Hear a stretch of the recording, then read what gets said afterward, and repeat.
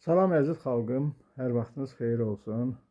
Gözünüz aydın olsun, artıq yağış yağmır, təbii fəlakət gözlənilmir və demək olar ki, bugün gözəl gün çıxıbdır. Və bu onu göstərir ki, bu əzilmiş Azərbaycan xalqı, bu qanunsuzluqlarla üzləşən Azərbaycan xalqı, bu demək olar ki, yeraltı, yerüstü sərvətləri oğurlanan Azərbaycan xalqı hər şeyə qatlaşa bilir. Çox təəssüflər olsun ki, bəzi məmurlar ki var, hansı ki prezidentin ətrafındadır, prezident onları nazir təyin eləyib, komitə sədri təyin eləyib, digər vəzifələrdədir. Bunlar sanki xalqın düşməninə çevrilirlər və özlərini ilə aparırlar ki, burada mənəm, Bağdadda Körxəli. Bunlardan biri də Fövqəladə Hallar Naziri Kəmaləddin Heydərovdur və Kəmaləddin Heydərov haqqında bundan əvvəl də demişdim, indi də deyirəm. Xalqın sərvətini oğurlayan nazirlərdən biri və birincisi Kəmaləddin Heydərovdur. Ramiz Mehdiyevin kadrlarından biri və birincisi Kəmaləddin Heydərovdur.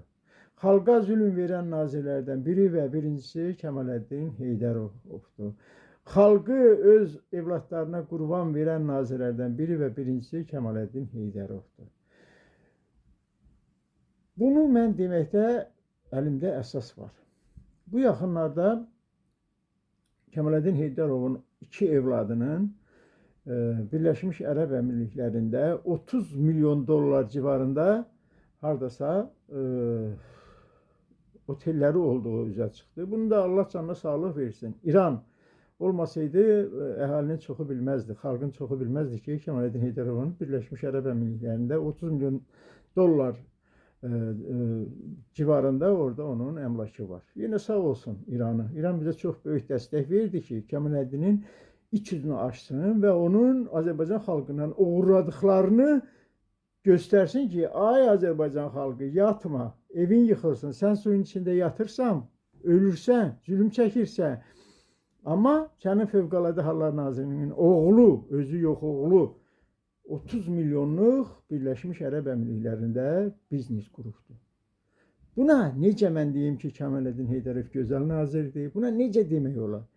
Oğrudur. Azərbaycan xalqının sərmayəsini, pulunu, varını, dövlətini oğurlayan nazirlərdən biri və birincisi Kəmaləddin Heydərovdur.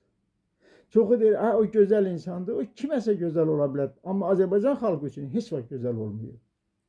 Ömür boyu Ramiz Mehdiyevin əl altısı olubdur Kəmaləddin Heydərov.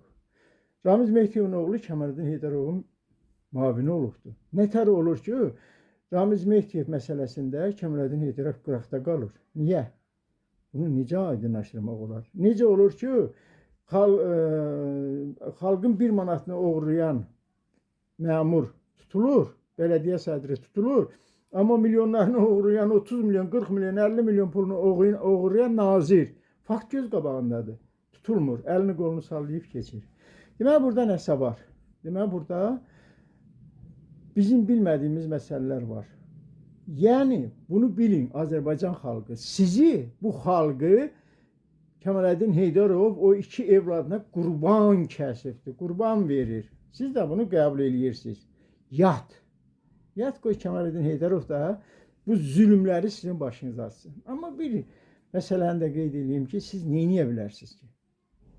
Bunu ölkənin rəhbəri əgər bunun öhdəsindən gələ bilmirsə, ölkənin rəhbəri bunu çıxarda bilmirsə, ölkənin rəhbəri Kəmaləddin Heydərov haqqında tədbir görə bilmirsə, xalq neynəsin?